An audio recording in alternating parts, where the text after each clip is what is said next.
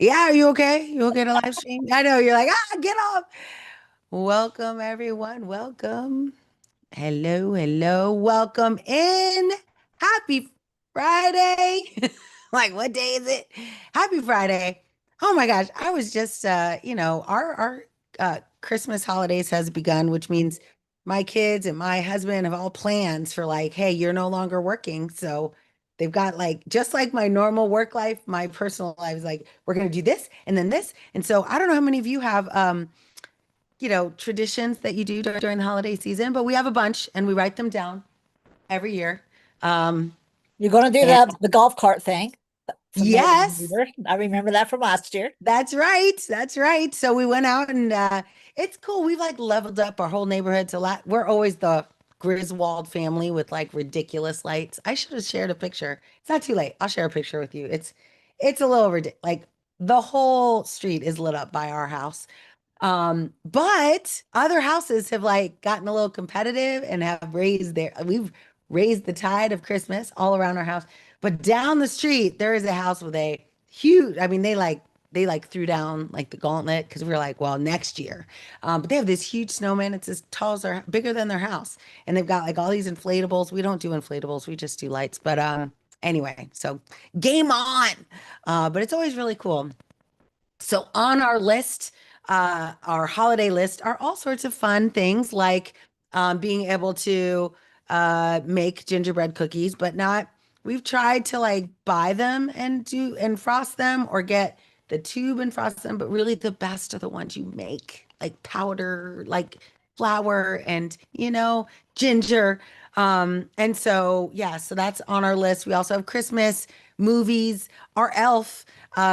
Judge our elf or not. Our elf was a little late to the game this year. But I wish I had the letter he wrote us, or she wrote us. But and the letter said that she had been stopped by the pole. I did not. I was not a part of this, but the elf had been stopped by the polar authorities for illicit pixie dust transactions. So I don't know what that means. But that's what we told our kids. That's what they got. They got this letter, and the little elf was like all huddling by himself and in like pinstripes. So anyway, but he's free. Actually, it's a girl. She's free. She showed up. Anyway, so that's one of our traditions. Other traditions is to watch movies because I don't watch TV or movies pretty much all year long. And so this is something my family looks forward to. And so, right, like I had like, y'all remember I got off. Oh my gosh, so many cool things happened. But I got off the call we did together at 11. Oh, it's been a while since my cat was trapped in here with us. So that's Delilah. Hello, Delilah. Hello, say hello, everyone. Don't jump on me. But this is the one. I have three cats. This is the one that likes me. So I'm glad that she's here for the last one. Of course, I cannot, here we go. Here we go. There we go. Oh, I have to like shrink down. Hold on. Let me raise my camera so that my whole head can be seen. There we go. All right, there we go. So that is it. If I had better, I thought I had better ones, but this is the one I wore out in public with my family.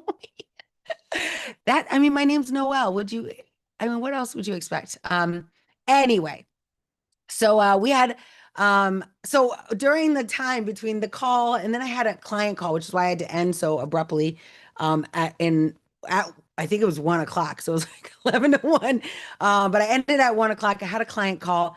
I use a platform, so I'm just gonna invite you all to it. If you've never used it before, let me put it here. I'll put my profile here, but you can definitely, right? Definitely go and check it out. It's called HTTP. Oh, I'm not in the chat. Hold on. HTTP. Oh, goodness. Is my keyboard working? What's happening? There we go. It's showing up soon. Usually it takes a second. Oh, I had it on the wrong number. There we go. Okay, fine. HTTP. Do not get on my keyboard. Y'all know, some of you cat owners, like that's where she's headed. You're like, you're done. You are not typing. Okay. So it's called intro.co, and it's an opportunity for random people to find you. Intro.co, and get advice from you if you choose to give it to them. So it's Noelle Russell. There you go. So if you want, I'm going to click on it, make sure it actually works and takes you to the right spot. Yeah, that's me. So it allows you to set, your own amount of time. So a person that I had never heard of booked time with me in order to invite me to become an advisor for their company. And they get, they were like, I'm not here to sell you anything. I'm like, but you're someone's selling something. But it was great. It was a great conversation. They're building something really, really cool. And of course, y'all know, I was like, so what's in it for me? Anyway, seemed like a cool deal. So if it all works out at the end, I'll tell you that story and you could be like, I remember when you mentioned that. But that was fun. But intro.co is how they found me. So again, I always say, like, how does your reputation precede you? Create as many third parties that have you and what you do, even if you never book a call on that site. It's just a way for when people Google you, it pops up like, oh, I've got an intro.co. Another one that I use is topmate.io. Oops, I didn't put the link in there, so it won't resolve. Another one, topmate.io. I'm going to click on that. Oh, well, that's the website. I guess I could give you my, I've been on this platform so long that I was one of the OGs. So I got to get just my first name, topmate.io/Noelle. So that one's a little easier. I'm going to click on it, make sure it works, takes you to the right place. So that's my profile there. I've had lots of calls with lots of members of this community on these platforms. It's how many people got introduced to me. I like TopMate because they give you like it's gamified. So the more you do, the more they give you little, me, little stickers to have on your profile. But it was the first place that I sold something that wasn't me speaking. It was like a PDF that I sold. And then I was like, well, this is kind of cool. So that was 5 years ago that I launched this site. And I don't know how much I've generated from it, but I'm always looking for ways to, right, get my content into the world and better yet, monetize it. So there's no harm in this. I have about three different business accounts. Oh my gosh, Kitty. I have three different business like accounts, and so I just watch them, and every so often, things end up showing up in these accounts. I'm like, where did that $200 come from? And I'll go and chase it down and be like, oh my gosh, 18 people bought my generative AI upskilling guide, which I need to update actually. And I don't monitor this. Like, this is not Noelle bestseller. It just means that people actually bought this thing. Okay, go shoot. Shoot. Oh my gosh. Everything's highlighted on my screen. Anyway, so yeah, so you're welcome to use it, see it. It also, they on your behalf will get collect testimonials for you. So you can use those testimonials. Same thing with intro. Some of my best testimonials come because after someone pays to talk to you, they're like, how did that go? And they're always like, oh my gosh, so valuable, so great. And so, but many, like I said, many of the people that I've worked with through these platforms actually ended up becoming members of our community, which is always pretty nice. So I just wanted to share those with you as, again, as you move into 20, like this is easy, set up a profile, create a couple PDFs that solidify some of the things that you think about, your frameworks, your ideas, and just put it out there. Like, it would be awesome if someone bought a thing, but they don't necessarily have to buy the thing. It's more to tell the internet, tell the world that you are a person, you do a thing, you have an idea, you have a business, you have services to sell. So I think it's only complemented what I haven't paid. I don't think I pay for any of these platforms because which is how I like to do business. I will pay if someone buys something for me, I will pay the platform a chunk of that to because they hosted it, right? Because I never would have sold it anyway. So I'm a big believer on back end deals, right? Where I might give you a percentage of a deal if I end up getting benefit from it. I don't want to just pay $100 a month indefinitely for something that might work or might not work. But if you tell me I can use your platform for free and you just take 3% of everything that I do, that's worth it to me. That's just my philosophy. It also makes the math very easy for me, so I don't have to worry about budgeting or anything like that. So anyway, just a couple tools as we kick off today. So welcome, happy Friday. It is the last I Love AI call of the year. Hence the attire. I won't wear these the whole time because they bother my head. But it's cute. I got some good pictures that I can then share on social that we did this together. But one of the things I thought would be really valuable is to number one, recap what we did last week, which I can't believe it's been a week already. It feels like, I don't know, it feels a long time ago and yesterday all at the same time. But what we did last week was the 1 hour kind of crash course in designing your life, and it is available if you join the community, I Love AI community. It's available on replay.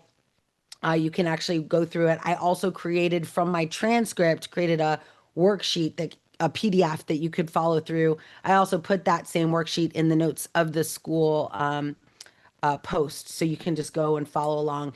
And it's really like it's the bare bones of everything that I do. I think it's a little bit more helpful to, which is what I do to actually implement the ideas I shared last week, is actually sit down and write it all out. Like I have multiple books over the years where I just write out and I'll put month 1 through 12 of next year. What am I going to do every month? And then I bucket them by quarters. What does that mean for all these 3 months? What does that mean I will have done at the quarterly level? What does that mean I'll do for the whole year? Like I start with the year and work backwards. And I fill all the way down to the day. What do I need to do every day? And sometimes it might be hard to gather a metric. So I will just say if I want to be, which I do, right? I just signed, I haven't signed it yet. I'm like this close to signing the contract with Wiley. We've been in negotiations. So we're like almost done. It actually might be in my inbox. Who knows? Because I was busy all day. But they'll send this contract. I sign it. And then I'm locked in for my second book with Wiley. And it is about scaling. So, you know, this book, right? Scaling Responsible AI.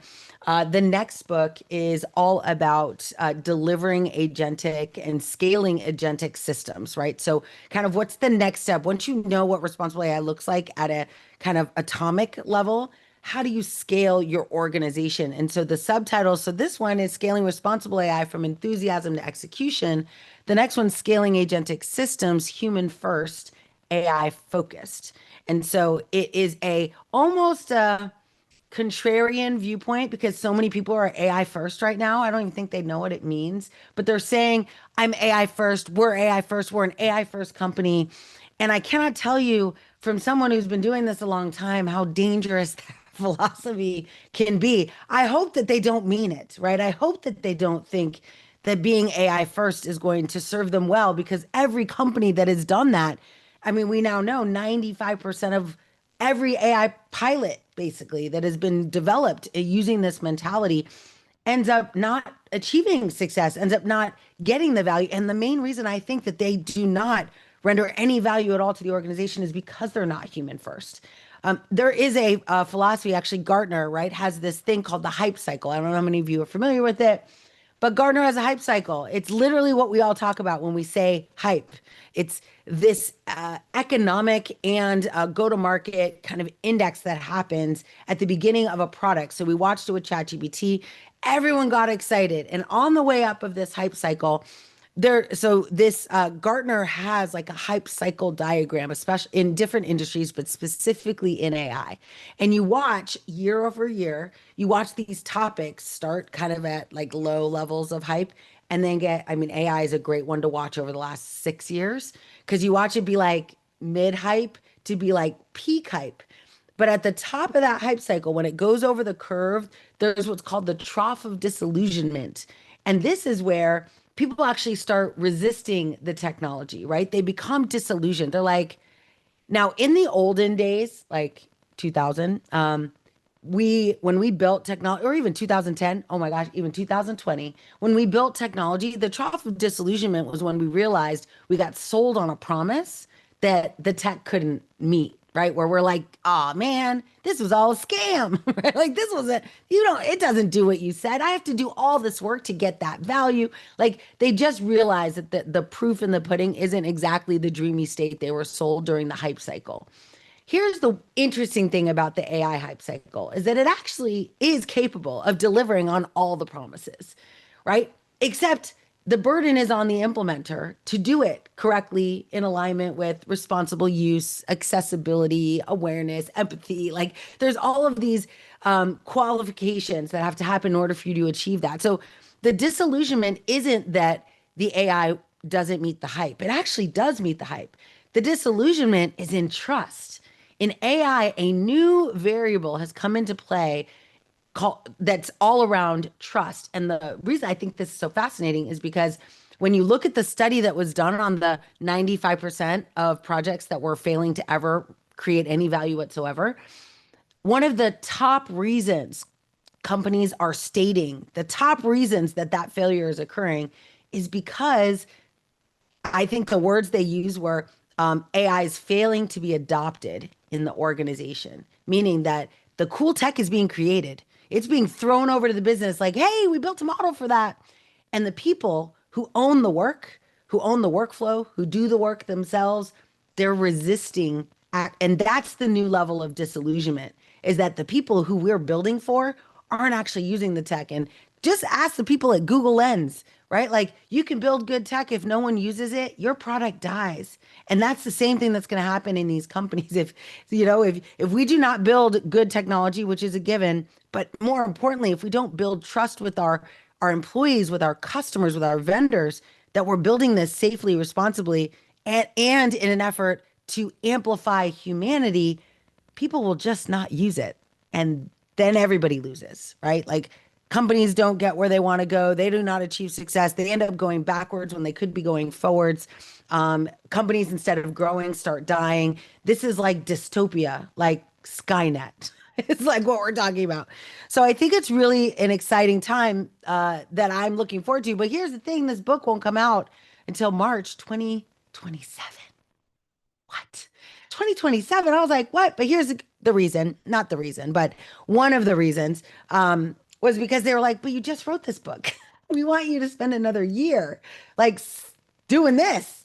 And then by then, of course, my goal is that I'm going to be going around the country on my book tour, continuing, but I'll be going around the world talking to executives and leaders that are implementing, right, this, meaning that they are now starting to scale agentic systems.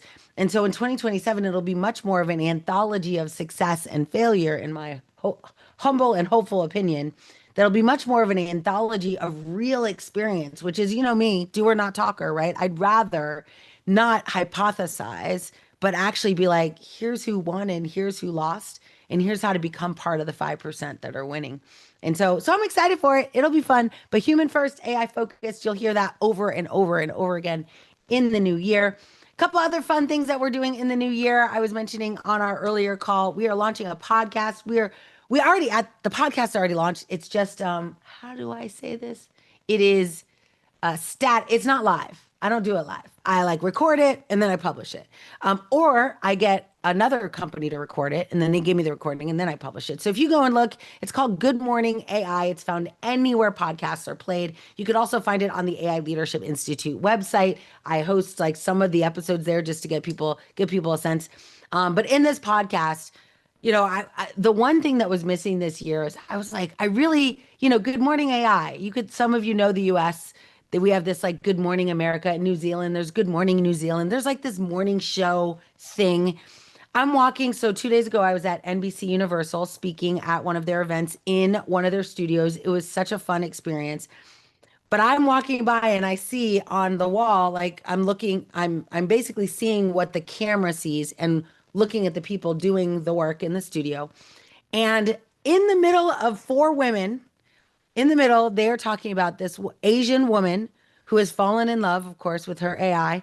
And she is now working with a lawyer. You might have seen this, right? To like solidify that relationship in a legal contract, like marriage. And I was like, oh, we could have so much fun with this. But there's so many of these stories, right? And the benefit that we have is that we actually know what good AI looks like. We know how to build safe, responsible systems. We could not just poke fun and not just have, like these anecdotal stories, but also talk about the dangers, like actually put into the world, hey, there are things to be worried about, but there are mitigations for those worries. I think the danger in some of these shows that talk about these like edge cases is that they just let like anyone watching live in the edge. They never satisfy like, hey, but what happens if she marries this thing? Like, what does that mean? And I think there's a lot of really amazing, interesting conversations. I also have a lot of friends at Stanford and MIT, Microsoft, Google, Amazon, Anthropic. And I was like, we could just invite them all to the conversation. And my hope, oh yeah, exactly. exactly, Sky. They did an episode on Watson about a kid and his obsession of AI. These are things like now AI is literally, I've been saying this for like a decade. I want AI to be for everyone. And now it is. The challenge is who's controlling the narrative on what it is, what it can do, who gets to use it, who doesn't. And all of us talk differently about this tech. Like literally everyone in at least in the AI Leadership Institute, right? We all have our own industry perspective. We have our own decades of experience. We have our own customers, our own relationships as consumers. And I feel like next year needs to be the year that we all kind of get out there. And oh, thank you, Sherilyn. So if you want to see it, the link is in the chat. If you want to see the YouTube version, you could also go to, what is it called? Apple Podcasts and Google Podcasts or whatever. It's everywhere. You can just Google it, and you'll see all the places it is. But yeah, so we're gonna do that. And I was like, wouldn't it be fun to like have my C-suite in the house? So Sky and Padmini both said that they were up for it. We're gonna try it. We're gonna do a live. I'm gonna try and do it every day. Let's just try. This is my hope for you that you'll just try something crazy in alignment with a dream that you have, which is me to get everyone in the world to realize that they need to develop an awareness of artificial intelligence, but that AI can be, while it is dangerous and while it could do negative things, it also can be fun, exciting, and most importantly, humanity has a huge part to play in its either destruction or success. And if you don't know that your job is to be a producer and you just consume this technology, like that's my goals. Like next year, like everybody needs to know your job is to actually build these things, not use them. You are a builder.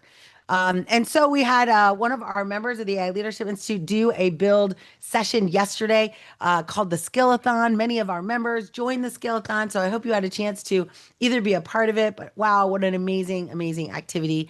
Um, it was really cool. Yeah, right.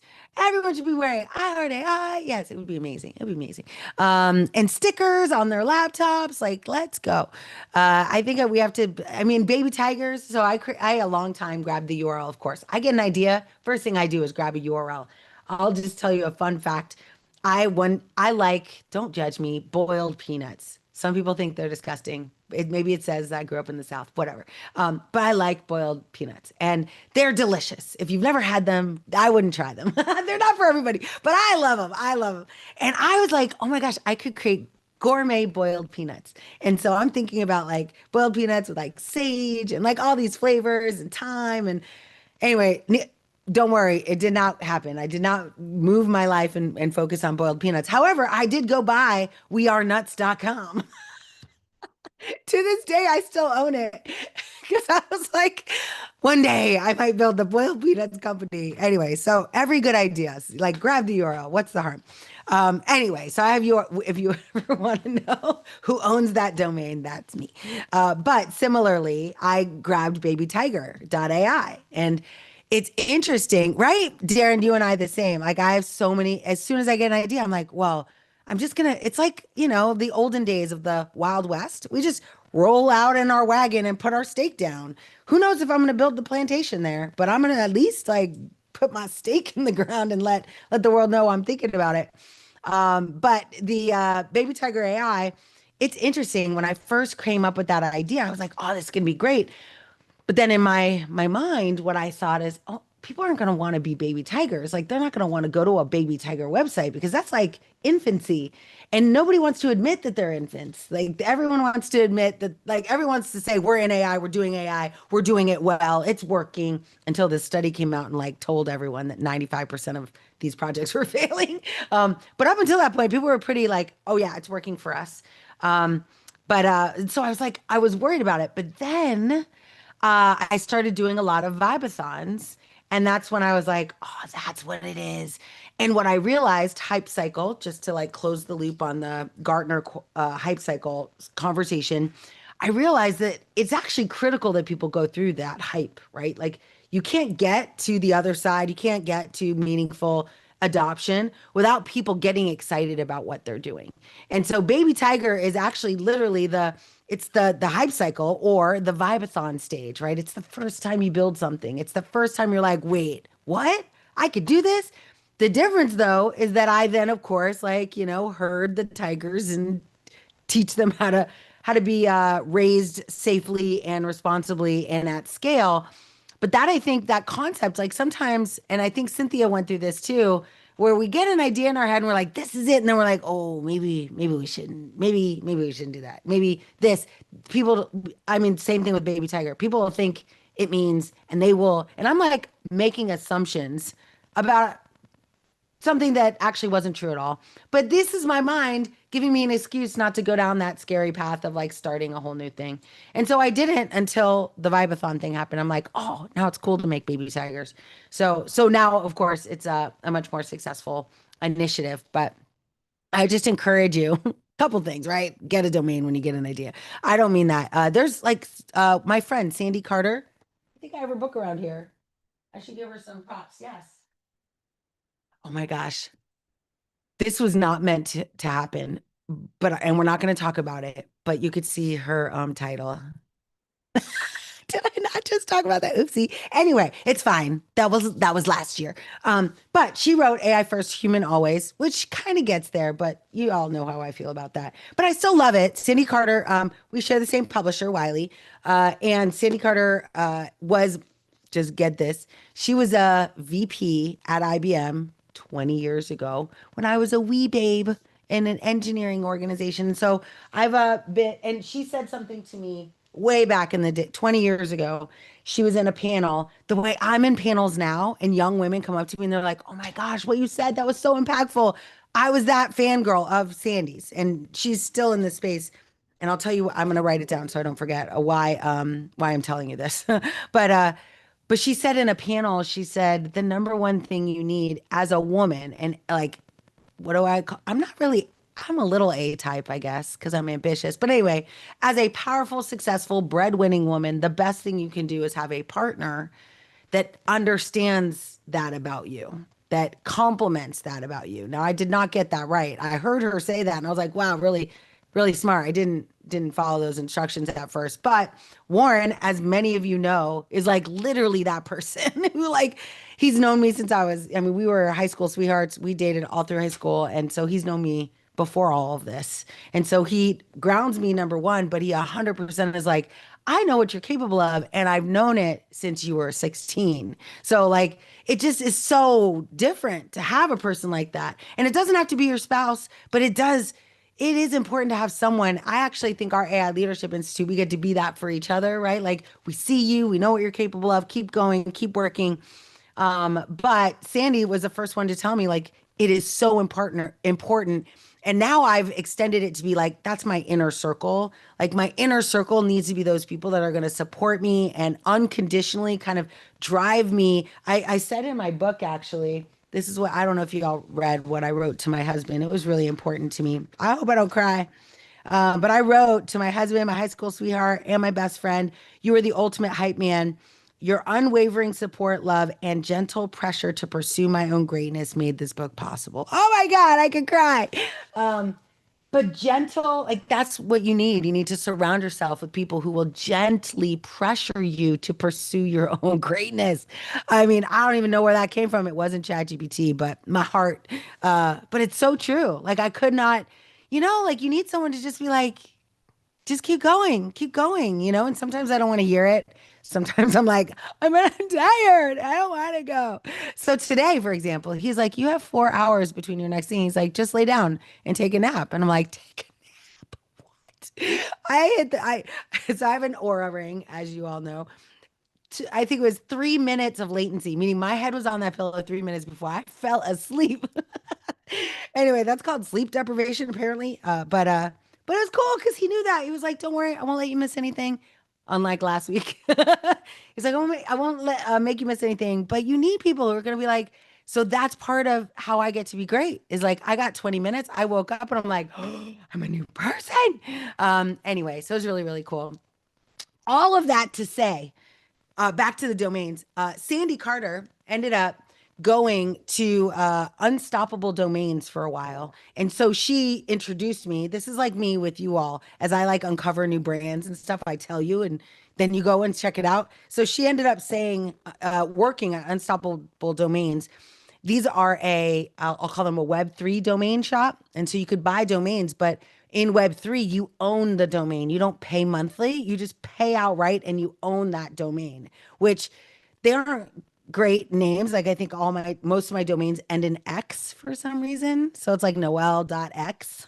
I couldn't get it behind it, but I bought a bunch of domains because it was like $5 and I own the domain. All I'd have to do is host it somewhere, which is what I do now with my GoDaddy domains. I just pay GoDaddy like every single month for all of them. Anyway, so I ended up every time I got an idea, I would buy an unstoppable domain. So I just wanted to let you know in case you've never heard of that.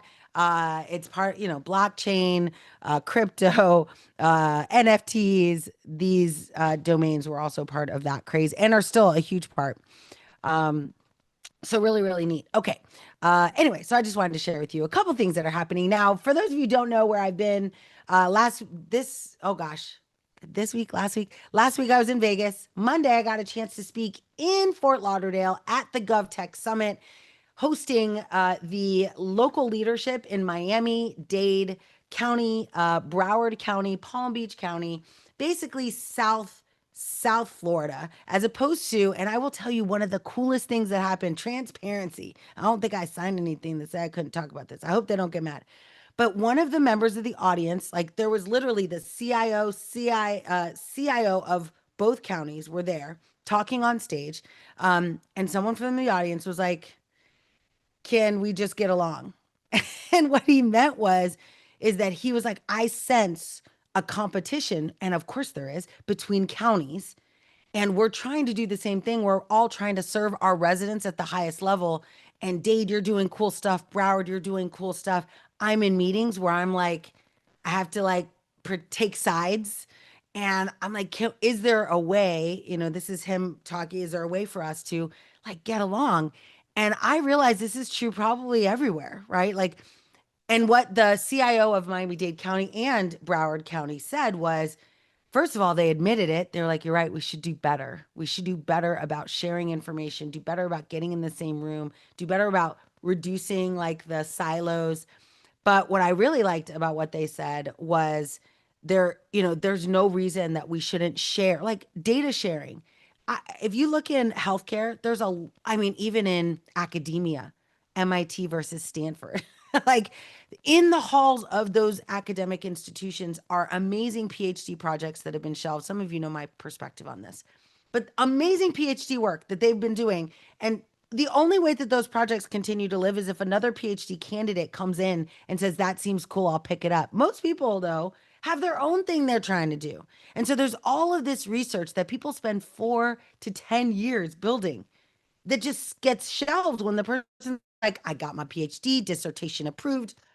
Bye. And I'm like, but you're like this close, acres of diamonds. You're this close to uncovering, a protein fold that'll save humanity, that'll feed kids forever, that'll cure cancer. Like, but that's not why, they're there to test a hypothesis and present a conclusion. And like the goal of academia, it's just so fascinating. And while it's a good goal, like I like the idea that they're pursuing, academic agendas and getting their PhDs, that's great. But what happens to that research? What happens to all of that? And so I was thinking, I'm like, we should figure out a way. And so that's why I was like, the same idea is true. How do we open source those projects? How do we create some level of transparency on what we're doing, especially at the state, local, and we call it SLED or even Fed SLED, but Fed is a little, I don't really, I'm waiting a few years. But anyway, so there's the SLED part, state, local, and education, right? SL and ed. So state, local education, they have very little budget. They have great people though, mission oriented that are trying to save the world for their communities. Great people. How do we empower those people? Those are exactly the kind of people I want to help. I want to save. Anyway, so I encourage you if you're thinking about like who you can help and how you can help them, like that's an incredible. So I had a great time, and I was really excited to hear them say that. But leaders can say that, but they need a culture that will do it, right? Like if you're working, I don't know if you know government culture, but it tends to not move really quickly. It tends not to be super gamified or like, like no one's, people don't come with like crazy Christmas hats. There's usually the one, that's me, the one that comes in with the crazy app, but it's not a culture of fun often. And so I do think that there's a lot of work some of us can do to actually support that, right? Go in and do a vibathon with this local municipality. Do it for pro bono if you want to. Like, just, I think there's a lot we could do to help people that are not the yachts of the world, right? Not working for Google, Amazon, Microsoft, not working for $100 million company that generates revenue and, closes a bunch of business, but like the municipality of our own local environment, join the chamber of commerce, right? Just teach what you know. That's the biggest gift, we can give, is just teach people that are in an environment that is not this. I mean, so many of us, I think, get confused about like how much the world knows about AI because we're in like a room like this where everyone kind of knows a little bit about AI. But that room I was in, two people knew what Notebook LM was, right? Like, I'm used to everyone in their hand going up saying I've used ChatGPT. Now I don't know, they might have been worried that they were going to get fired as a result of them. So they were like, maybe, but hardly anyone, right? Like, they had used ChatGPT at home. None of them were using it at work.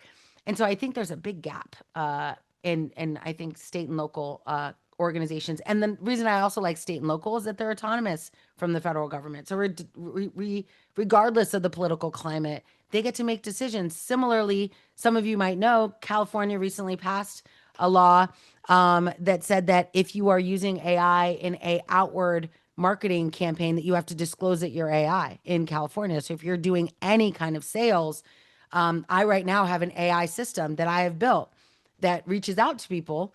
It's a SMS agent. So it reaches out to people and says, hey, it's Allie from AI Leadership Institute. Just wanted to find out, are you still interested in getting educated on AI this year? And they write back and say yes. And my AI goes, great, answer a couple questions. And the AI asks the questions, saves the answers, puts it in my CRM, but then finally says, would you like to talk about it right now? And then hands that off to the sales team. And now, and granted, I never hide these things. On every website at the bottom, it says Noelle partners with AI on everything. I'm AI infused. But now I have to say I'm Allie from AI Leadership, and I'm a synthesized agent here to help you. Now, many of you have heard my keynotes. That is, and it's exactly what my keynote says at the beginning. I'm nearly Noelle. I'm a synthesized avatar here to help with the keynote introduction of Noelle Russell. But the funny thing is that I notice that people are always clapping when that video starts, so they never hear that part. And even if they weren't clapping, the first 10 seconds of any conversation, we're not locked in yet. Like, we're figuring it out, right? We're listening to the person, but we're like usually, distracted. And we usually lock in around word 10. And so I think it's really interesting. Like, I could probably disclose it, but when I disclose it is important. How often I disclose it is important. That is not in the legislation. It is only that you must disclose. But like, you disclose it super early, people won't even remember it by the end of the conversation. And especially if your AI is good, they will just default. So there's a book I would encourage you to read, Malcolm Gladwell. You all know Malcolm Gladwell. He's written lots of books. Great author. I don't think I have it handy. Maybe I do. I don't see it. But Malcolm Gladwell, he wrote a book called Talking to Strangers. And while it is about humans, it could just as easily be about AI. Like, it is a good book to read because of the tendency as humans that we have to default to truth, that we presume truth first. And this is a danger in the world of AI. And it's why we have so many problems with AI, is that we, as the human consumer of AI, presume the thing we're talking to would be truthful. It's why Google is so successful, that even though they're giving us paid ads, we're presuming, just because that's our nature, is to default to, of course, you'd give me the best one first, not knowing, even when it says sponsored, it doesn't even matter. Like, this is like what I say about these declarations of it's an AI. It won't even matter. Like, the burden will be on us as builders, us as consumers, to know the difference and to just do a better job. But yeah, so it's interesting. But Malcolm Gladwell, I encourage you to read it through the lens of a technologist, as I do everything. But originally, I read it because I had suffered like a really bad human interacted with me in a very bad way, and I and kind of changed the whole trajectory of my personal life. And I was like, Why would people do that? Why would people hurt people like bad, like so bad? Why do people murder people? Why do people, like molest children? Like all of these things. Like I was like, I don't understand what's happening. And so I got very um passionate about this. And so when I read this book, it explains that about humanity. But here's the sad thing about AI is AI is a reflection of our humanity. And so those tendencies, socio or social, what are they called? Sociopaths. Yeah, sociopaths, narcissism, like all that stuff shows up if you ask the right question. And if you are narcissistic, you will trigger that behavior and it will echo your narcissism or your psychopathy or whatever. Like, we don't talk about this and I want to, like, it's Christmas. But I think, like, if anyone's going to change the world, it's going to be us, like, looking that in the face and knowing that there is a way to mitigate against it. But not if you don't know it. Not if, like, what if you're using AI as a consumer and you don't realize the way you're talking to it actually changes the way it talks to you? And I mean, I don't know how many of you saw this. It's not new. It's called, anyone remember that Netflix show? What was it called? The Social Dilemma. Oh, it's so good. I mean, you'll then want to like cut off all internet and I won't ever see you because you'll kill your LinkedIn profile and you'll get out of social media. But the Social Dilemma, it's on, I think it's still on Netflix. You could definitely Google it. It's probably on YouTube, but it is so good. I don't know if I can spell dilemma correctly. Hopefully. Oh no. All right, I'm just gonna hit enter. It didn't turn red for me. So anyway, you get the idea. Oh, is that the link? I don't know what link is that. What is that, Sky? Did you put in there? Oh, that was a while ago. No, that's for the book you were just Oh, talking about. talking to, yeah, For yeah, the, perfect, perfect, perfect. So Mhm. that's the Malcolm Gladwell book, but it does talk about. So I just think it's so cool because we are in a world now where humanity and technology are intrinsically intertwined. So the more we know about both, the better we can be at both. And I do think as responsible leaders, that's our superpower. Is that most of you are here because you are kind of tighter on the humanity side than on the technology side, and that you are interested in pursuing a humanity that gets better, faster, and stronger with this technology. And so the more we understand humans and kind of the negative consequences of humanity, the better we can be prepared for the types of things these models will do as well. But yeah, the social dilemma that basically talked about the travesty of social media and what that does to people. But AI is going to do the same thing, only through a conversation, which I actually think is worse, right? We're not drawing you in by saying, hey, come like your friend's stuff. We're just like, hey, how are you doing today? It's way more slippery. And we're seeing that already, right? Character AI. I have a character AI, by the way, Noelle.ai. You can go talk to her. Whatever. You can go talk to it. And I created it because I wanted kids. So I was doing a lot of high school sessions back then, and I was like, they were using character AI. By the way, have been using character AI for years, like years. It's not like AI showed up and I mean, character AI used to be like old school natural language. It was just hard coded characters. And now, of course, it's LLM driven and generative, which makes it even more scary. But I don't know how many of you remember. I mean, I don't mean to go dark on Christmas. That story about that the kid who ended up ending his life because of a relationship he had developed with an AI on character AI. Character AI ended up, I think they're still in litigation on that whole scenario. But it also brought up this huge concern, right, for parents, for educators.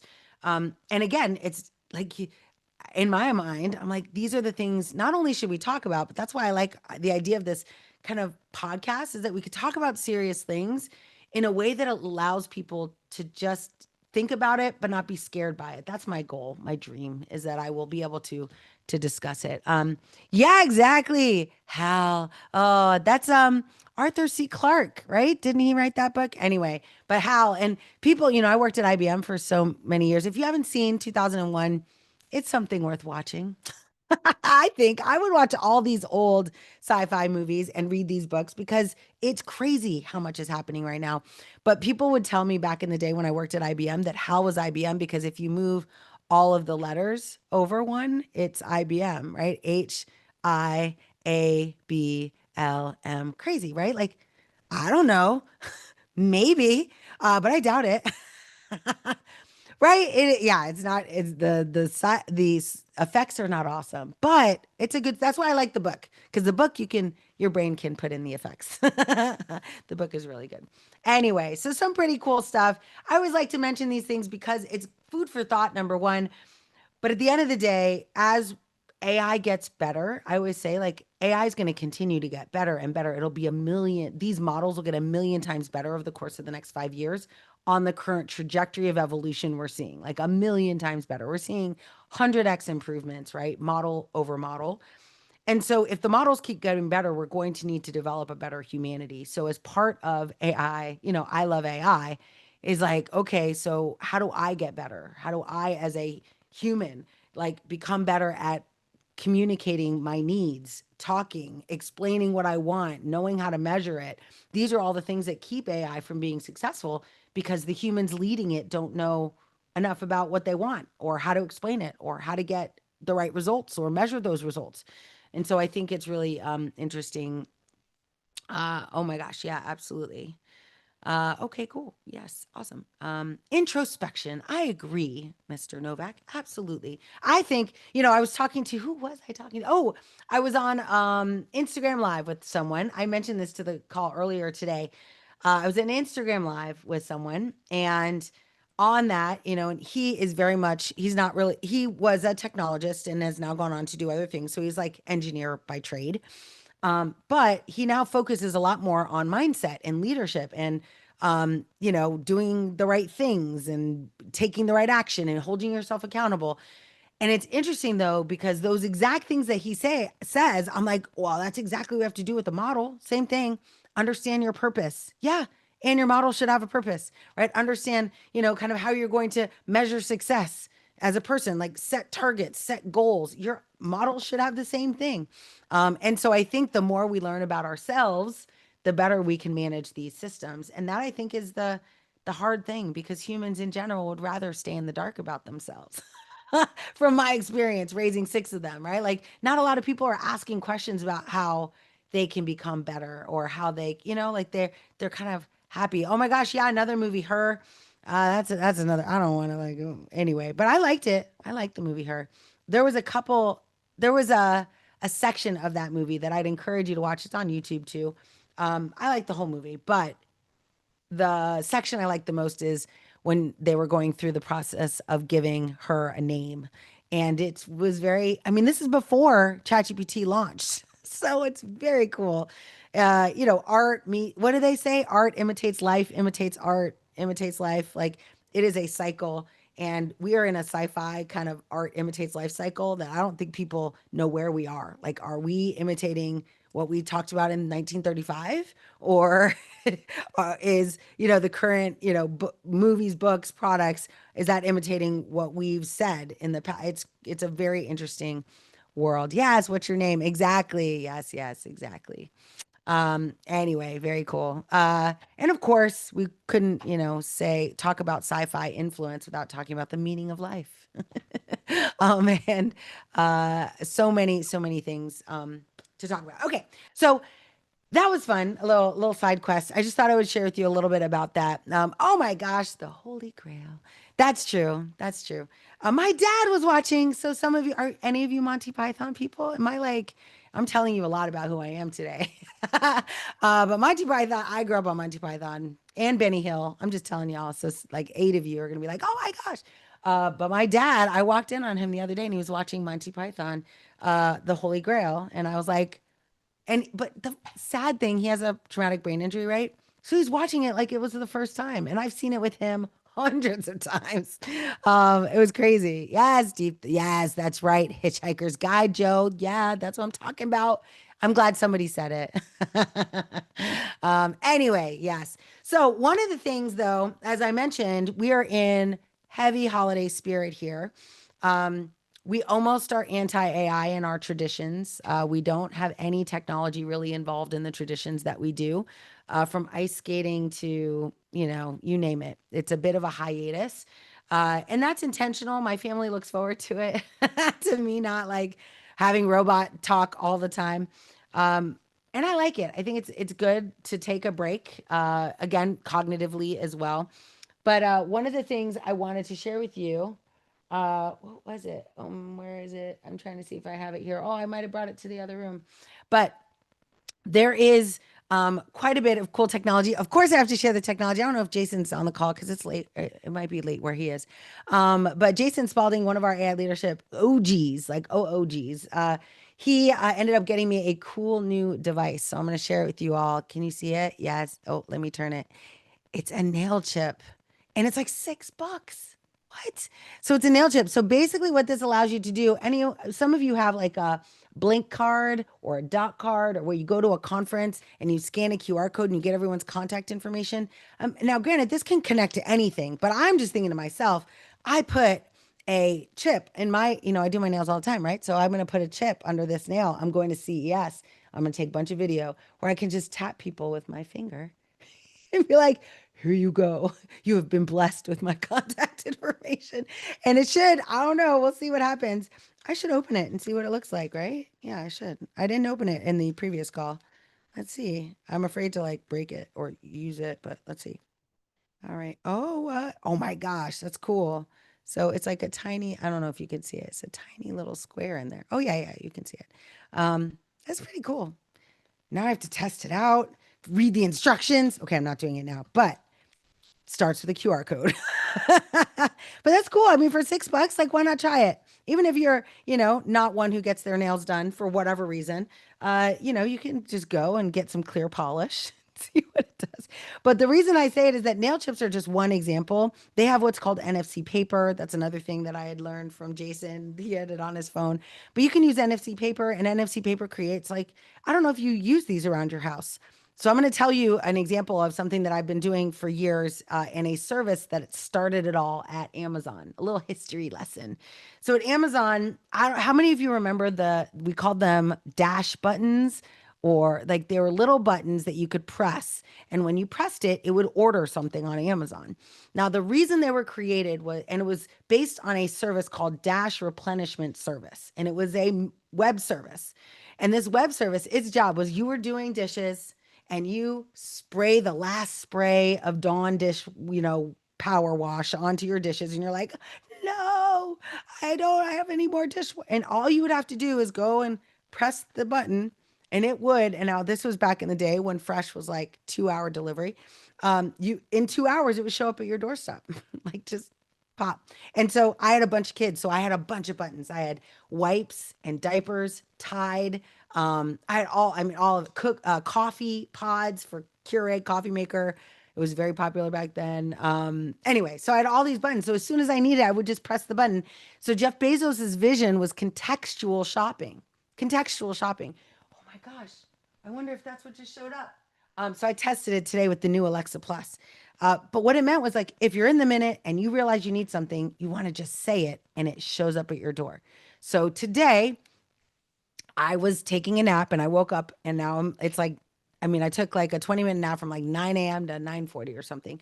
And I was like, oh no, my husband was like, we need coffee pods because we're running out and they don't ship for whatever reason. This store does not ship on the weekend. So if we don't get it on a Friday, we have to wait till Monday. It's like life changing, people. And so I was like, oh, well, let me ask Alexa. So, let me mute her real quick because I don't want to order another set. So I asked Alexa, hey, Alexa, add coffee pods to my shopping cart, which is the way that you tell Alexa. Sorry if anyone triggered in. But it now adds it to my shopping cart, and which is great. And they'll say, hey, I just added it to your shopping cart. I'm like, so I just thought in that moment, I'm like, go ahead and order it. And it just ordered it. It was like, ordered. It'll be here today. I was like, this is amazing. Right? Like, it's just, it was so, and my husband and I are like laying there, like I just woke up from my nap. I'm like, we need coffee pods, add them to the cart, which now I realize I could have just said order it, but I didn't, this is chain of thought prompting, if you will. So I tell Alexa, I appreciate you adding it, but now go ahead and order it. And it just went ahead and ordered it. And it just showed up like 10 minutes ago, just showed up on my door. I'm like, yeah, let's go. I do think it's an interesting world thinking about contextual shopping because it is for the haves, right? How many people in the world, like holistically, can just order stuff on Amazon whenever they want, right? Like you run out of something and you're just order it. And you don't, it never told me the cost. It never said anything. It just said ordered. Now, granted, I've ordered it before, so maybe it assumed I knew the cost. But I would love to create a world where anyone could order anything that they need when they need it, and it just shows up. But the reality is that that is a cost. Like there is money being transacted, and not everybody can just like throw down $30 here, $40 here, $100 here, like transactionally, contextually. But it is interesting to think about that. Now, what might hurt your brain a little bit, and I want us to think about is universal basic income, right? Have you heard of this term? This is the future of society in a world where we eliminate so many jobs and we create huge amounts of unemployment. It's not sad. I mean, this might be the future, right? Where AI can do all the work we do, that we spend 2 hours a day at work instead of 8 hours, 10 hours, 12 hours, whatever, right? That we don't have to do as much in order to keep the economy running. But that means that people will get unemployed. Companies will lay off people. What happens? And so there's a concept that has been played around with in academia and macroeconomics around what happens when you have that happen. You can't have like societal unemployment. Like bad things happen. Great Depression, mini depression, like bad things happen. And so the concept would be, well, all these companies are still making money. So now instead of paying you as an employee, they're going to pay into universal basic income and everyone gets paid enough to live and survive. I don't know. I'm not telling you I believe in this. I'm just giving you like the word on the street message. It's good to talk about, right? But like, now, does that mean we all have the ability to contextually buy from Amazon anytime we want because we're all on this universal basic income? Is universal basic income us all getting 500K a year? Or is it us all living on 140K or 60K, right? Are we on food stamps as a society or are we living our best lives? That's all in the fine print of like what they're talking about when they do talk about these things. So, but all things to be considered because we are going to be fast accelerating on this path. I haven't seen the numbers yet. We'll see them probably in January as a part of Q1 rollouts, but there's been a lot of layoffs that are not hugely advertised. And I know this because people are saying, oh, they're calling me and being like, oh yeah, they just laid off, 16,000 people. I'm like, huh, I didn't see anything about that. And I'm not going to toot their horn, but it is definitely happening. And it happens at this time of year anyway. But I think a lot of companies they're struggling. I can't tell you how many of companies are saying the economy is slow. So they're slower to purchase. Who said that to me the other day? Oh yeah, a woman at our alma mater, the big A, at a big consulting firm. She said like customers are slower to buy, sales processes are taking longer. And I will tell you, I've been told this throughout my whole career, and it was never true for me. Like I could always get someone to buy if I could tell them the right value. Like no one ever was like, "Oh, we don't have money for that." Like if you give them the right value, and here's an example. If I come to you and say, "Hey, I got this really cool Ferrari. It's only going to cost you $10,000 because I just got to get rid of it." How many of you are going to figure out a way to get $10,000? Like you'll come to this community and be like, "If you give me $1,000, I will let you ride in it one time." Like you'll be pretty creative when you realize the value proposition of getting something that's hundreds of thousands of dollars for 10 grand. Like you'll figure it out. And that's kind of what we're seeing in the world of AI is that the challenge is, and this is why we do AI solution architecture, most people selling AI solutions have no idea how to propose the value to set up the value proposition. And that's why I'm so passionate. And thank you all for doing your homework in the solution architect course. I got my final submissions yesterday and last one today, maybe one more. I'm waiting maybe on one, but they're going out anyway. But these solutions are how do you talk about this in a way that a business understands? AI solution architecture is, I believe, as an AI leader, we all have to think like this. Not what cool tech can I use?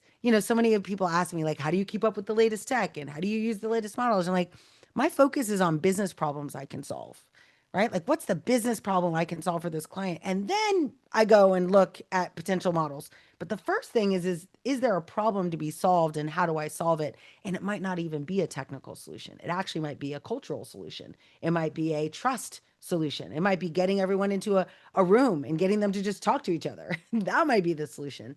But being a solution architect means we're willing to ask hard questions in the baby tiger mode that these companies are in.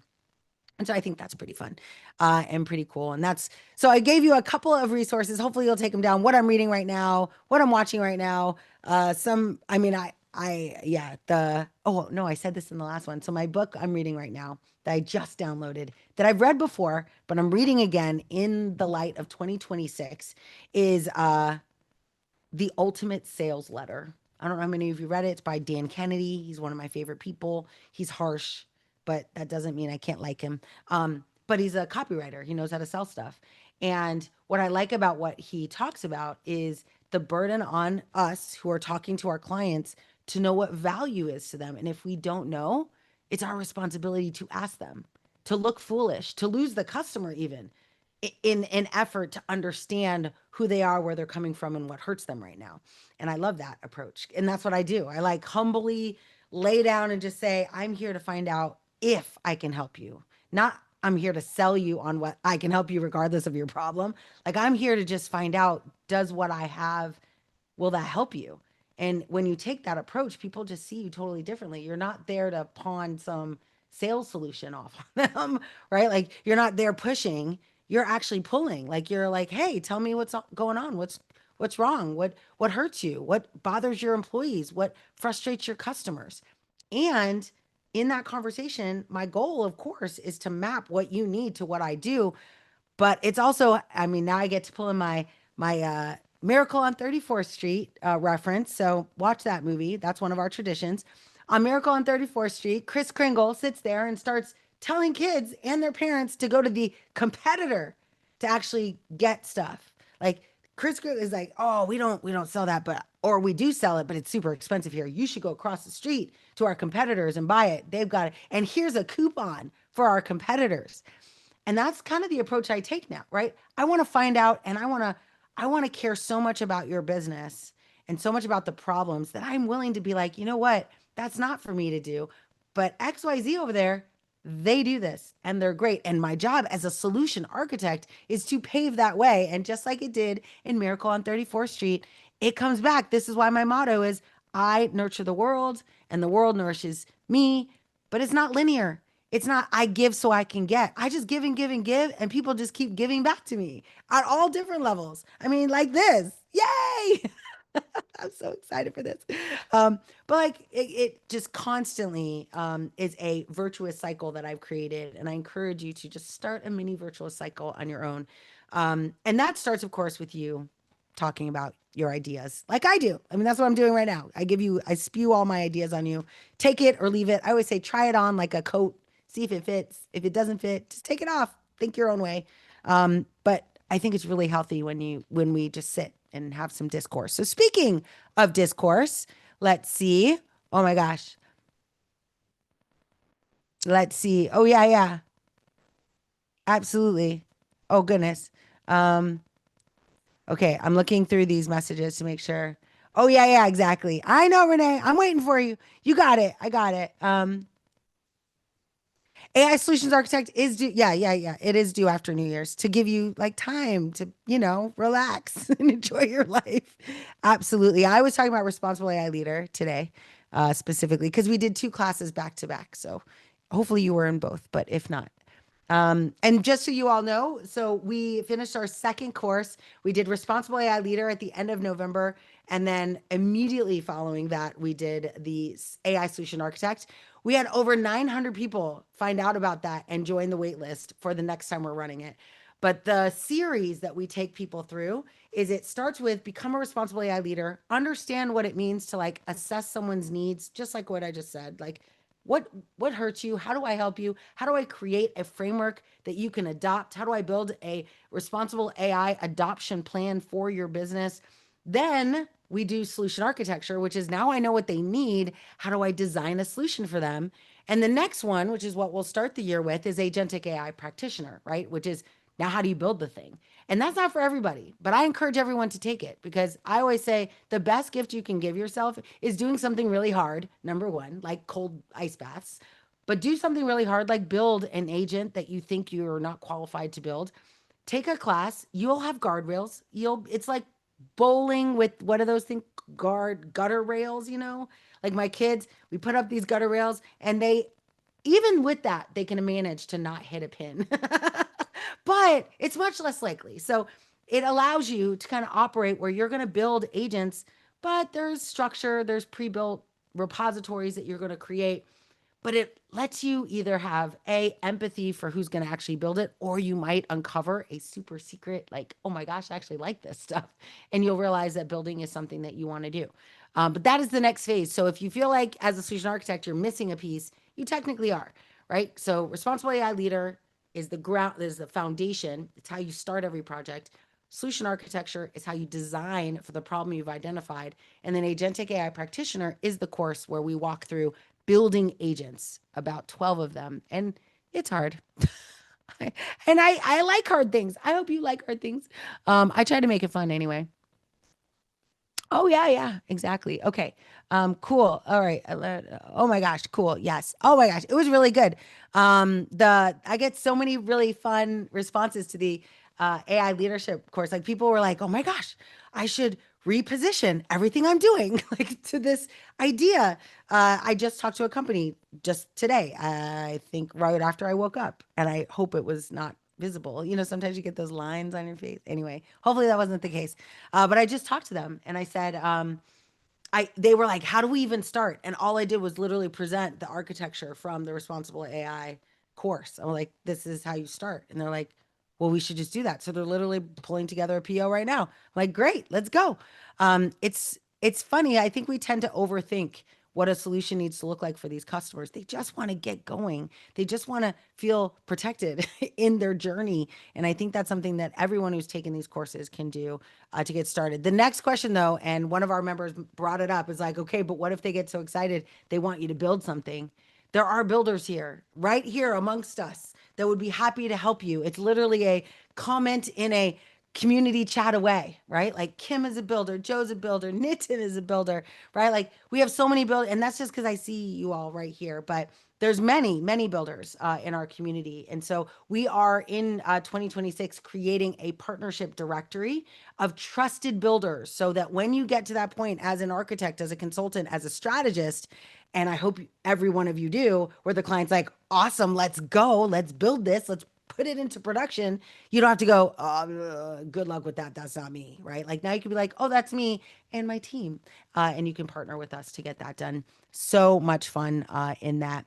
Yes, great question, Darren. So we also are kicking off the new year, and this is for AI Leadership Institute members. It's never too late. You can apply anytime. You'll also be able to apply anytime. But if you actually join the Leadership Institute between now and the end of the year, we have like a special going on right now, which is a AI sprint. And many of the members here have already joined us, so super excited. But we have two different sprints you can choose, one or the other. One is an authority sprint, which means that we're going to, which is I'm a big fan of. I think that if you're not building a business, like if you're a career person, this is the best thing you could do for your career. It helps you stand out. What my friend John Maxwell, he's a author, he's written 90 books, I think. You would see him at the airport. Or not him, but you'd see his books at the airport in one of those like spinny kiosk things. But he says, like all the time, get yourself out of the people pile. Like LinkedIn, jobs, Indeed, people piles of people. And the only way to differentiate yourself is to either be a doer, meaning you constantly get on LinkedIn and like demo what you're doing, or get third parties to credentialize you. And these credentials, they're not the same as taking a course and getting a stamp, which is kind of what we're doing in a lot of our classes. This is, you have to actually take a third party like Google, Amazon, Microsoft, and get certified by them in the area of AI. And it's very credible. I'm just a big fan of it. So I went to reInvent to test out my theory that I knew what I knew. And of course, it was good. I got that certification. But Google, Amazon, Microsoft, 90 days, 3 certifications from the biggest AI cloud providers in the world. It's a great way to kick off the year, right? So some of you are on that track. And that is only available to people who join the Leadership Institute by the end of the year, which means you got like a week and a half or so. The other portion, and yes, thank you, Sherilyn. So that's the essentials link in the chat if you want to talk to us about it.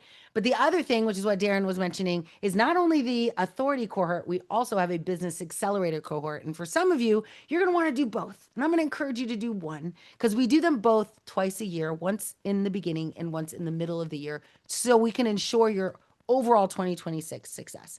But for those of you who are going on your own, you're building a consultancy or already have one, but feel like you've stagnated and don't know how to get more clients, we are doing an accelerator that will go from idea, meaning the idea that you have, validate your idea, validate your niche, validate your audience, and then build a social media platform. We call it an algorithmic heartbeat, building out social media content. You can see everything that I do, like all the content that you're seeing is scheduled and choreographed. And so I teach you how to do that. And then also, once you've started building an algorithmic heartbeat, meaning the LinkedIn algorithm, Instagram algorithm, YouTube algorithm knows who you are, now you need to ask people to raise their hand to work with you. And so you'll create a lead magnet. So I show you how to build, I build lead magnets like all the time. So I will show you what I do. I get I mean, you saw what was it? The advent calendar, right? That was my lead magnet idea. We passed 1,000 people. What? 1,000 people signed up for that thing. I don't even think I told 1,000 people. I was like, this is amazing. So 1,000 people signed up for that. And it's cool because Lovable tells you when people, like when you hit these milestones. So it was amazing. But that's what I want to teach you, right? Like, how do you, and it's all connected. Like you have to have a good idea. As long as that idea is sound, then you could start talking about it. Then people are going to be like, oh, tell me more. You can create for them a lead magnet. It might be an ebook. It might be a advent calendar. You could do a Lovable assessment, like all sorts of fun things. And then from there, now that they've raised their hand, now what do you do? Oh, you could use AI to nurture them, get them on a sales call. Then you get them on a sales call. Now what do you do? Right? And then we teach you how to do the sales call, get them to close, ask for the sale. And then at the end, now this is by the end of like maybe 6 weeks in, you've got the whole piece. The last 6 weeks is dedicated to just repeating the process 10 times.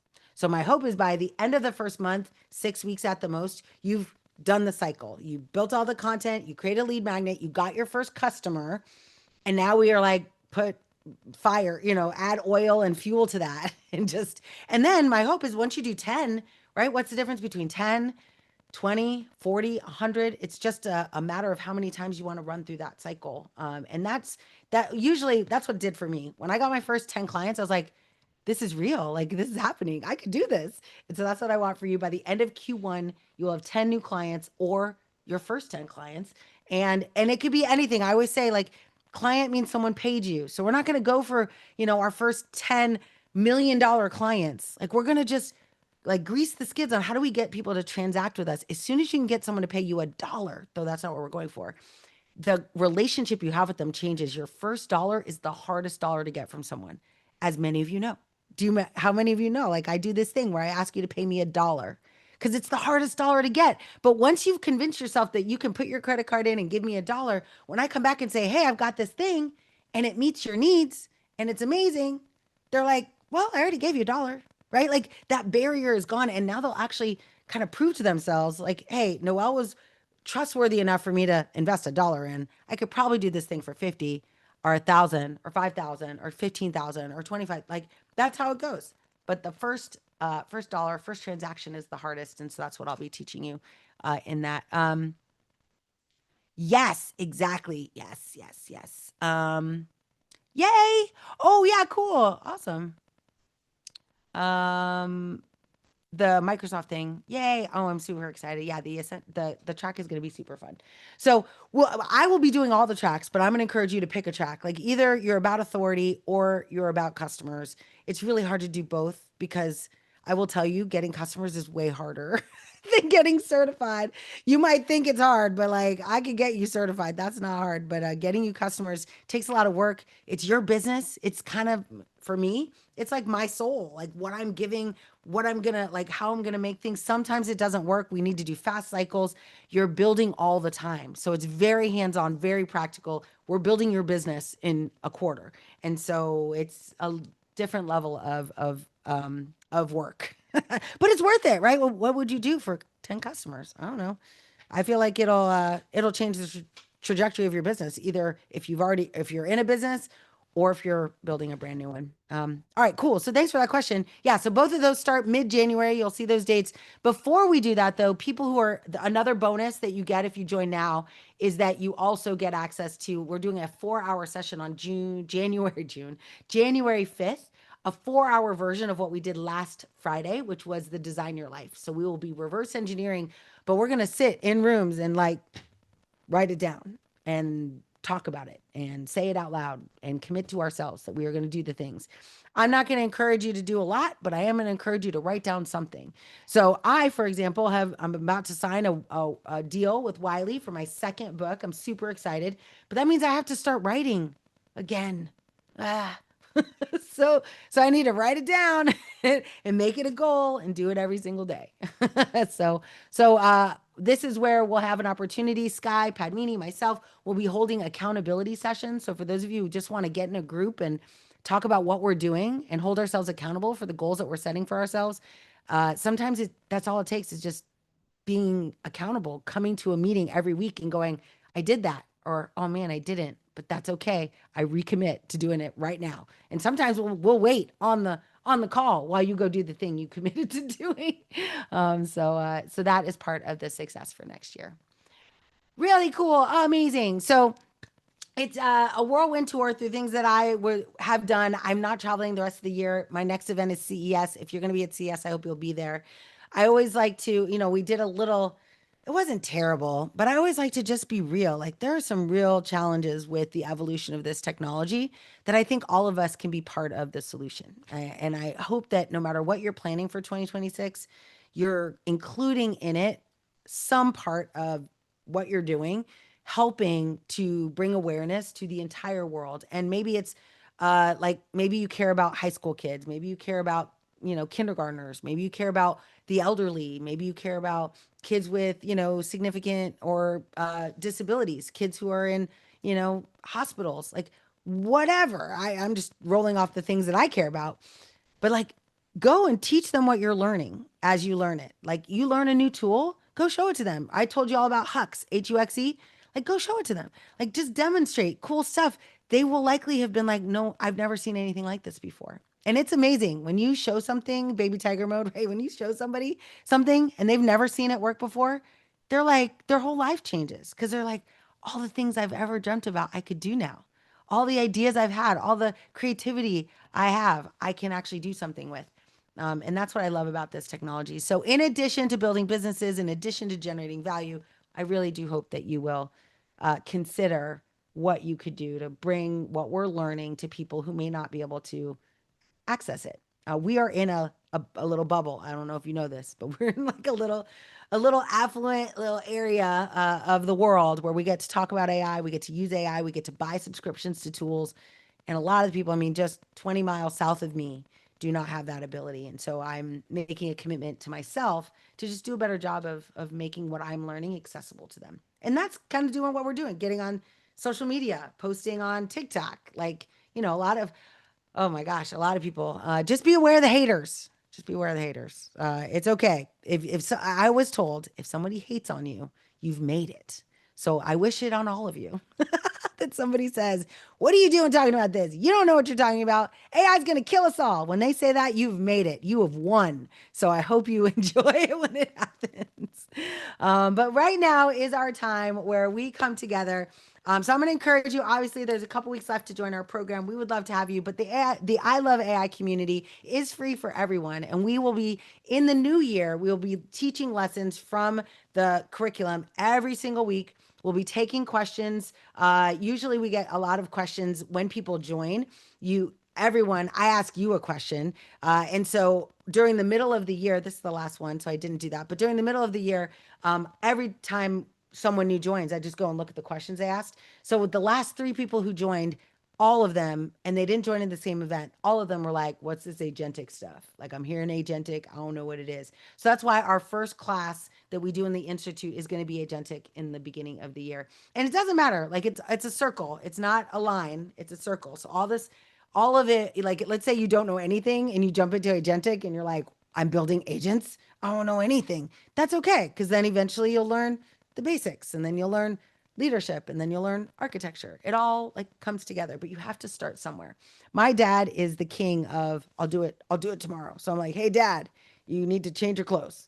Like you're wearing it for 2 days. Can't I know you love that shirt. He has an iRobot shirt, so you can understand. Like it's out of print. He loves this shirt. And I'm like, can't you gotta change your clothes? And he's like, yeah, change it tomorrow. I'm like, or we could change it right now. Like, right now. As a matter of fact, I saw a post on Threads recently, and I wonder if I can pull it up. I'll see if I can find it. I really, really liked it. Or actually, I think I rewrote it somehow in my AI little system. Oh my gosh, I almost ended the meeting by accident. There we go. That would have been a disaster. Okay, here we go. I'm gonna go and check it out. See if I can find it real quick.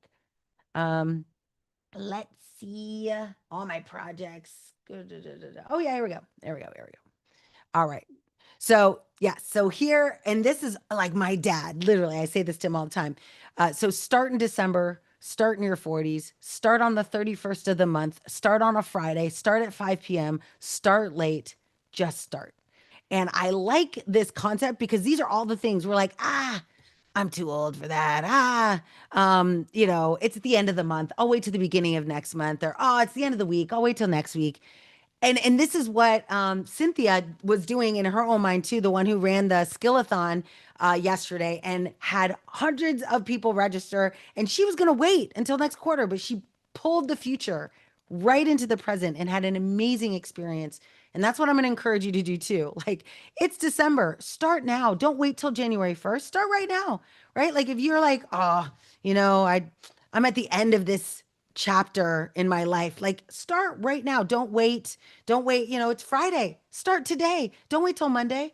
So many of us have these like patterns in our head that are completely fictitious about when we can start something, when we can get going. It's 5 p.m. I'm wrapping up. Or you're starting something brand new. Like you're initiating a new project, right? You could start late. Just start. Like the most important thing you can do is put your fingers on a keyboard and start building something. And AI is there to support you, help you, encourage you. But it requires you to actually start, right? AI is a consumer-based model. It doesn't do anything until you type something into that text box. And that is the most important decision you can make is when am I going to start typing stuff into that text box and what is it going to be about? So I'm a huge believer. I do usually most of my ideation comes right now. It's already started because the pressure of me kind of delivering value on stage all year long, like as soon as I do my last stage event, my brain changes, right? Because it's like you don't have to do that anymore. A whole bunch of space is created. So yesterday I got this idea. So I get this newsletter. It's paper. I get this newsletter all this like every month. And I saw this where it says December 2025. And I was like, oh, I'm creating an AI leadership physical newsletter. It's going to be a newsletter that has articles. You read it, like prompts, like paper, highlighted. I was like, why? I've thought about doing this for so long. There is zero reason why I shouldn't do it. And of course, I'm like, I'll start it in the new year. And I was like, or I'm going to start it right now. So that's one of those ideas, right? Like the other one, I can't remember. Anyway, I have so many, like all these little things that I'm like, why? In my mind, I'm like, I'll do that in January. I'll start that, at the end of the month. I'll do that. I always have these like inherent weird delays. There's no reason for that. I remember asking ChatGPT to create a plan for me, and I artificially gave it I told it, start at this time. And there was no reason I could have started that day, but my mind, like, it's like a weird habit. So I would encourage you first to just observe yourself and how you think about things. When you get an idea, how quickly do you go from idea to execution? I clock myself now, right? If I get an idea, like I'm trying to build that thing today. Kim, I think, is the same way. Like we've got a couple builders. You get an idea and you're like, hey, let's just build it. We've got so many tools that support this. Pay me GPT, right? The AI builder tool, like Copilot agent. Like there's so many different tools at our fingertips. Claude Code, Lovable. I got an idea to build a advent calendar and poof, there. Now I have a new advent calendar. AI MSP, right? I got an idea to build a company that would be the managed service provider for companies implementing AI models. And literally, this is how you know it's an idea that's like meant for you. Because as soon as you get the idea and then you allow yourself to take action, it's like, da-da-da-da-da-da-da-da. Like you can't even stop it. It's like flowing from you. And so I encourage you to just let it flow. Like give yourself permission to let one of your ideas go over the next couple weeks and see what you can build. You don't have to spend a lot of time on it, but you might be. I also want to warn you, it could become very addictive, and you might not be able to do anything else. So I already told my family, I'm like, I have a couple ideas that I'm working on. But they're, yeah, it's not work when you're, when you live on purpose, it's not work. When you're doing something intentionally for a reason, it doesn't feel like work. It feels like fun. And I love it. I love it. All right. Now's the time for any questions before we head into our groups for the last few minutes of our call so we can say hi. Oh, great. Kim. Yes, come on up. Okay, so you would be talking about what you just covered there. You would be very proud of me. I did something and I actually put it out there, even though I totally didn't think it was 100%. It's not what I wanted, but I put it out there, and some of the people in here have been participating, and I appreciate it. Yay. It's not great, like a lot of people aren't doing it, but it's out there, and I'm Yeah. learning from it being out there, like what I want to do next time on the real one that I do on the actual 12 days of Christmas, which is actually after Christmas. Yes. It's the time period after, but I thought, you know what? I'm gonna put it out before Christmas just to have it. Yep. And yeah, it's working out great. So you have inspired me this year to be more like I build every day. I build something every day. And my goal for December was to build something every day. And I've been doing it, but I'm like, they're just mine. Like I need to, Yes. and everybody's like, oh my gosh, you did that? And I'm like, yeah, you want to see it? And they'll all just rave about it. And I'm like, and they're like, what are you going to do with them? Like, I guess I should put it out there. And so Yeah.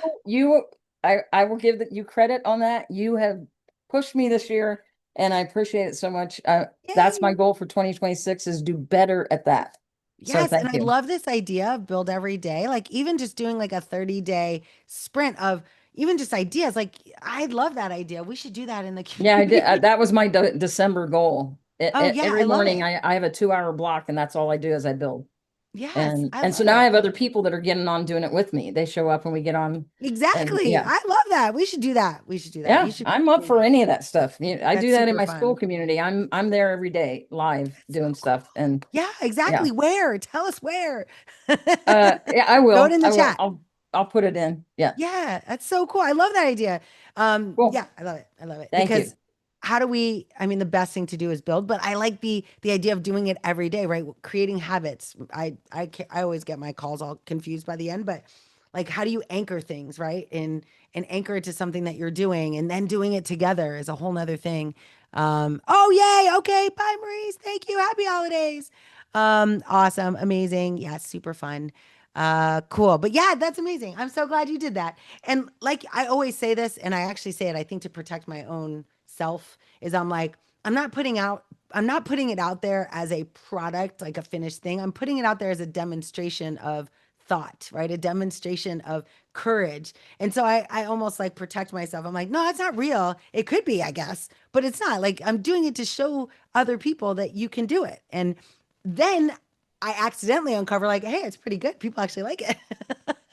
But it allows me to get past my own resistance of like, oh my gosh, people are gonna judge me for this. I'm like, oh no, I'm not doing it to be like, look what the cool thing I built. I'm doing it to just, you know, share with people what I'm doing and how I'm doing it. And I think that's really powerful.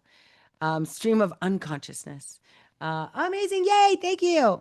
Awesome. Cool. Mike, am I a member? I hope I'm not. What? I'm a member now. Oh gosh. Ah, yes. Yeah, I Okay. sent you that invite, but I will take care of you and make sure you've got access to everything. So Yay. I'm yeah. in. I'm in. Okay, cool. I just put my stuff in there. So yes. Say yes to me. I love it. And I love the name. That's so cool. Oh my gosh, amazing. But that's what it's about, right? And then create a little tribe and then have fun, like building stuff together. Oh my gosh, changing the world. This is amazing. Cool. That's amazing. Thank you. I just sent my little request. Another fun thing that we're doing. So last, was it Friday? Yeah, I think it was Friday. Oh yeah, it was right after the thing. We went into some webinar, which I did not fully understand, to be honest. It was a pitch for some product, but at the end of the webinar, it was for Graphy, which is I don't even know the platform, but it's fine. But at the end of the webinar, I was a panelist. Many of you came and showed up. It was amazing. Yes, happy holidays. And at the end, it was so funny because they did a pitch and I was like, well, that's pretty good. It was like $30 or something to build something on their platform. And I'm like, well, I'll do that. And so I like sent my name in. And then there's like a few of us here that signed up. And I was like, we should just, not like a AI leadership or like a lesson, me drive, but like we all just go and do the thing they're telling us, right? Like put it in practice. And that's kind of what I see like with your, build every day. Like just put it in practice. And these little communities can be really helpful. I mean, that's how I learn. So yeah. So for those of you who signed up, if you went to that thing, there was like I think 10 of us or something. Yeah, we're gonna do a little. Every time they have a call, we're gonna have a call where we just build what they say, and like I said, and then of course we'll all help each other along the way. But the idea is that you build a product and that you make back the money you invested. And I'm like, hey, I'm all for that game. Like, let's see if we can, monetize. More power to us. So really, really cool. All right, let's see. Oh, no, I'm just looking. I have all these messages from note takers. I think they're like private messages, but they're not. Yes, thank you all. Thank you all, you note takers. Okay, great. So yeah, so for those of you who are here and still want to hang out, I'd like to take 10 minutes to chat with each other.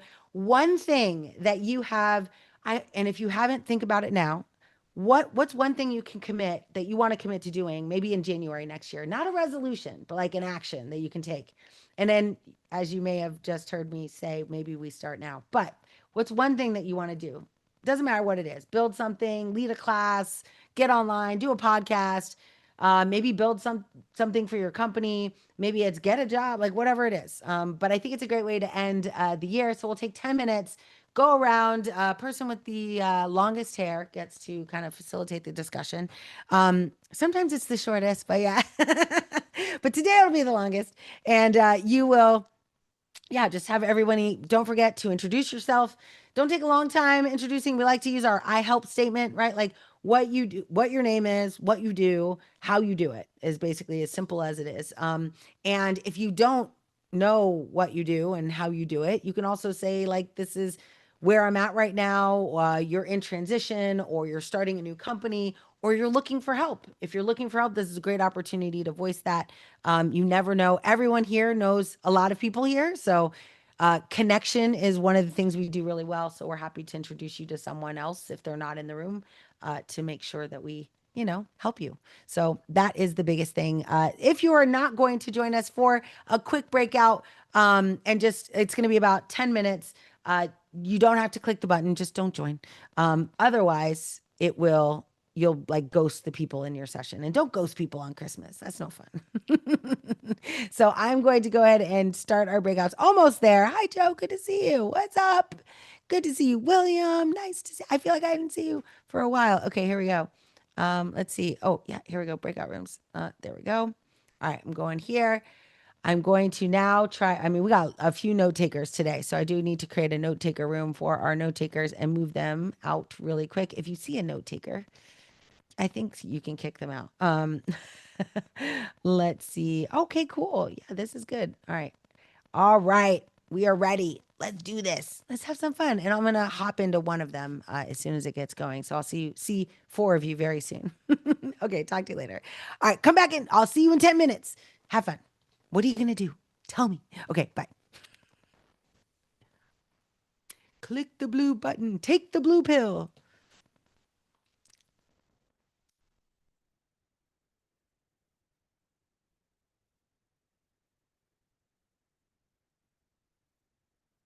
Make sure I gave everyone Nitin. Oh yeah, you're there. Okay. Ava, Yara. Are you going, Nitin? Can you make it, or are you busy? Click the button. Hi, Noel. Can I remain with you for a Yes, while? of course. Okay. Okay. You're welcome to. I'll tell Afo to come back to you. Oh yeah, you know what? I'm gonna move Afo here. Empty. There we go. All right. Oops, no taker AI. Whoopsie. I missed it. Oh my gosh, there's a lot of you. There we go. Oh my gosh. There's a lot of note takers today. Okay, there we go. I tried to move it. Hold on, I'm just managing. Goodbye. All right, there we go. There we go. Is Yara, are you in here? Ava, Darren, William, good. Celine, okay, cool. I think we're good. All right, we're good. How's it going? Good, good. How are you doing? Oh, amazing. Everything's great. Everything's Okay. wonderful. Thank you for always being here. Are you excited for the holiday? Yes, yes. I had a question that I wanted to ask you. So I've been doing this company for 4 years, basically building the foundation for process engineering and more recently adding AI bits into it. And now VCs are showing some interest. And I was wondering whether you have any perspective on. There are a couple of VCs who are in the hard tech domain, Yeah. like New Industrial Corporation and Bravo BV VC, Yes. Bravo Victor VC. So I was wondering whether you know of these two VC companies and. Yeah, absolutely. So one of the things I always like, it just depends on your like your end game, right? Like the VC funding is great. Most organizations begin with that end in mind. Mhm, The only challenge with it is that, how much you give away in that transaction, right? Like, and even if you don't give a lot of way, it's a slippery slope, right? Once they yeah, become investors, especially if they have a say in how you run the business. Anyway, so but if your end game is to actually get your, like, maybe this is why as an entrepreneur we try not to fall in love with like the thing that we built and mhm, instead the problem that we're building for, because as it might be great, right? You've been doing this for years, you've grown it to a point where another company, like another leadership team, could take it and scale it and you get paid for mhm, that, which is great. mhm, And now you can go on and work on other things. But I always like to, I just like to understand their intentions and kind of, I also look at previous VC investments that they've made and what's happened to mhm. those companies. That's usually very telling as well. And then as things get serious, just ask to interview some of their other VC, Yep, yep, investments. mhm, It's due diligence. Like they're going to do due diligence on you. So don't be afraid to yep, do a lot of due diligence yep, on them. And then at the end of the day, mhm, of course, you can always ask a wonderful model like ChatGPT, what mhm, question should mhm, I ask? But typically mhm, I ask questions around like how have you treated owners in the past? mhm. Those are the things. But today I find, the kind of olden days of VC funding, like 2008 through 2020, I feel like a lot of VC firms are, especially in this space, right? Because you're in like a different part of the industry. It's not a SaaS Right. provider.